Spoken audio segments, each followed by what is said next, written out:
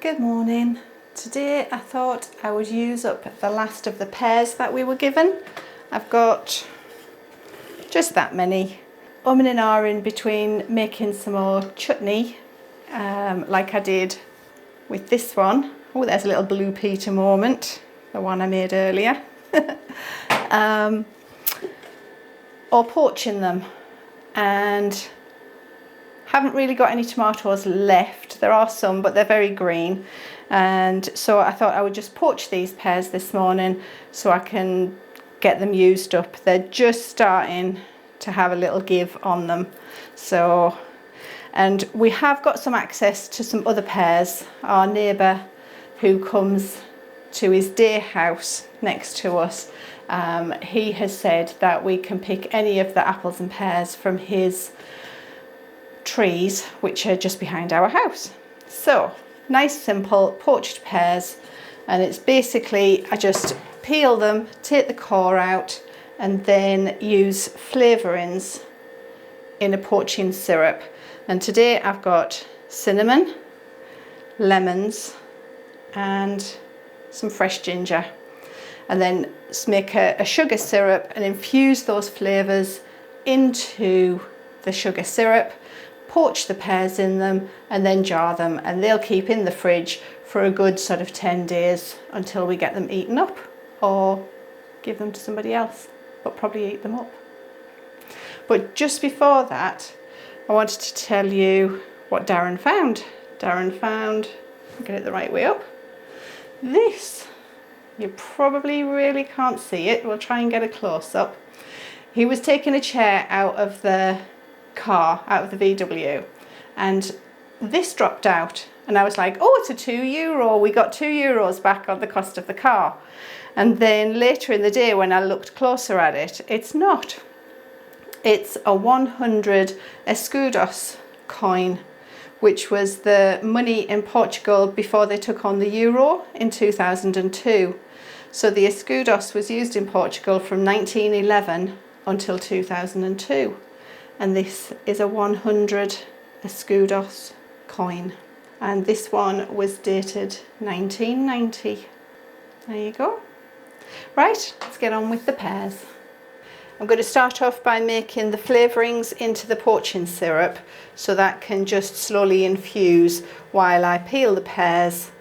And that's going to be my fresh ginger, the zest from the lemons, and some cinnamon.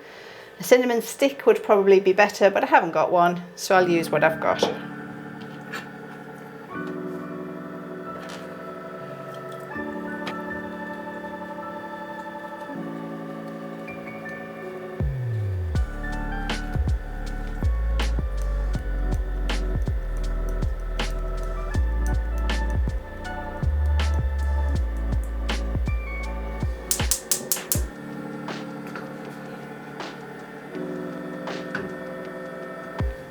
I'll use my lemon for some juice in this water, so as I peel the pears, I can put the peeled pears in here and they won't go brown. The peels and the cores I'll save, and they'll just go into the compost. So I've finished peeling all the pears. I've also taken the core out of the centre and then put them into my lemony water. So there's the last one just coming out. The good thing about these pears is they're quite small, and when you take the core out through the bottom, you can see where the pips are, and then it means it's not a whole dense fruit. When you come to simmer it, it'll actually cook up inside there, so it'll cook quicker. So this is my poaching liquor. It's got the cinnamon and the lemon zest in. Now I'm going to add some brown sugar. I think for this amount of pears, probably 2 tablespoons, 2 large tablespoons. Should be quite enough. The pears are quite sweet.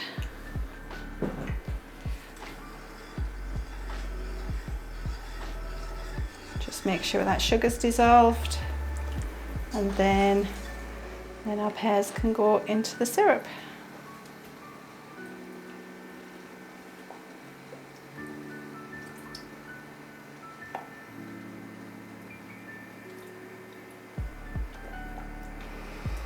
smell is lovely.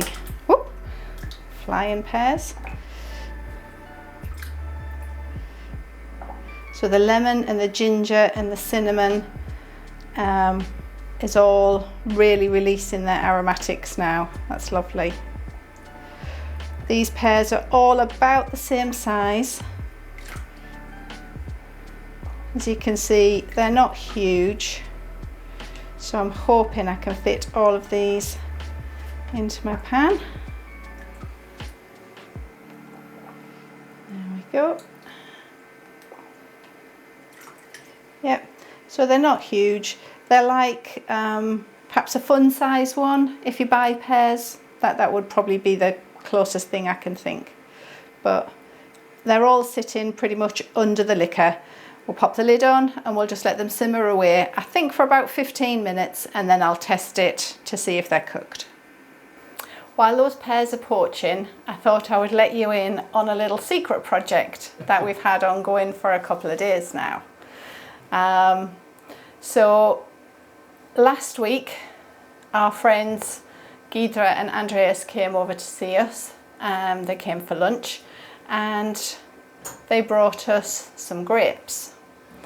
So if you'd seen a previous video, you'll know that I've made some grape jelly, and it was sort of my intention to make some grape jelly as well.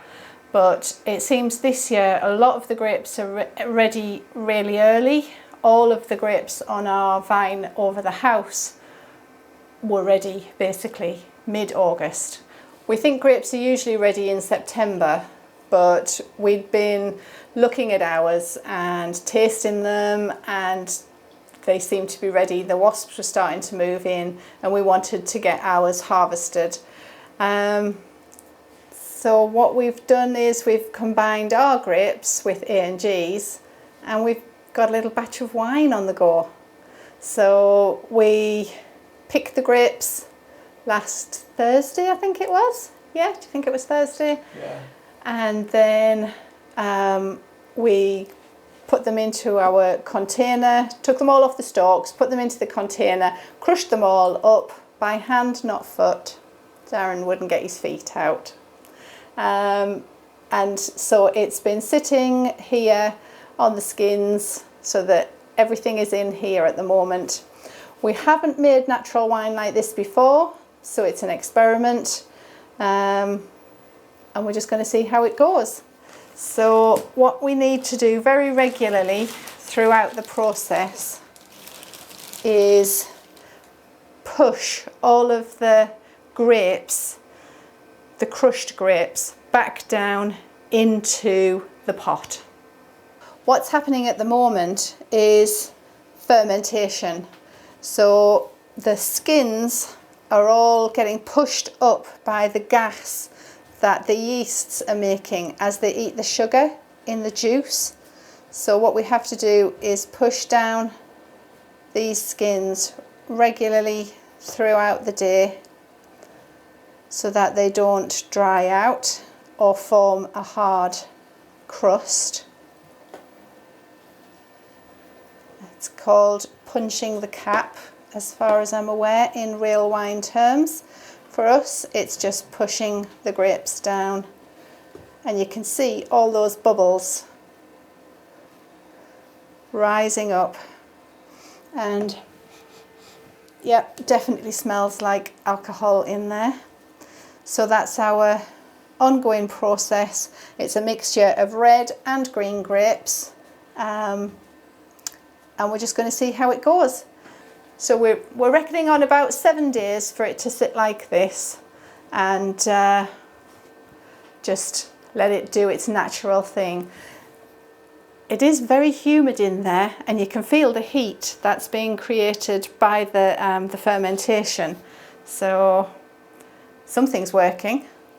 What we need to do now is keep the wine covered to stop things from falling in and to stop oxygen from getting in to the process. And all we do for that is use some clean water, just wet round the edge of the rim, and then that helps the plastic form a seal, and that keeps everything nice inside.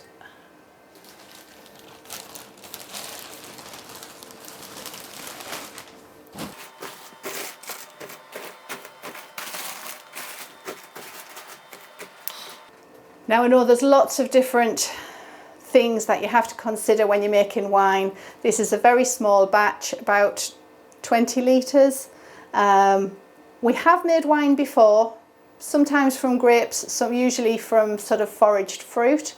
And that was usually where you had to kill all of the natural yeast and then add a wine yeast into it. So this is a good experiment just to see how it goes and how it works. But it's taken all of the grapes that we had plus the ones from our friends to get up to 20 litres. So we're not really going to be going into expensive wine kit or anything like that. We're just going to do it as naturally as we can and see what we end up with. It's been 20 minutes that the pears were just slowly poaching, and I tested it after, I tested it after 15 and they were still just a little bit hard.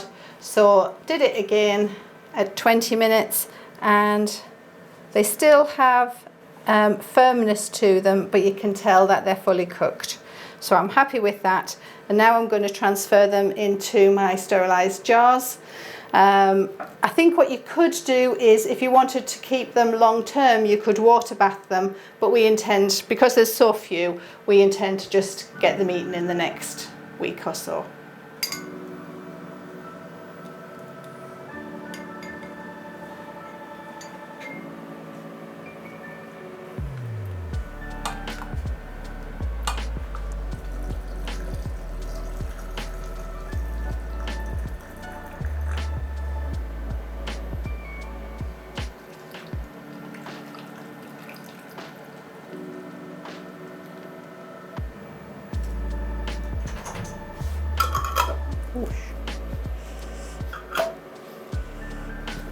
There we go. So just 2 jars, beautiful, ready to cool down. That's kept me out of trouble this morning, and I hope you've enjoyed seeing what we've done. All the pears are now used up, and hopefully we can go and find some more. Thank you very much for spending a bit of time with me. Take care, and we'll see you on the next one.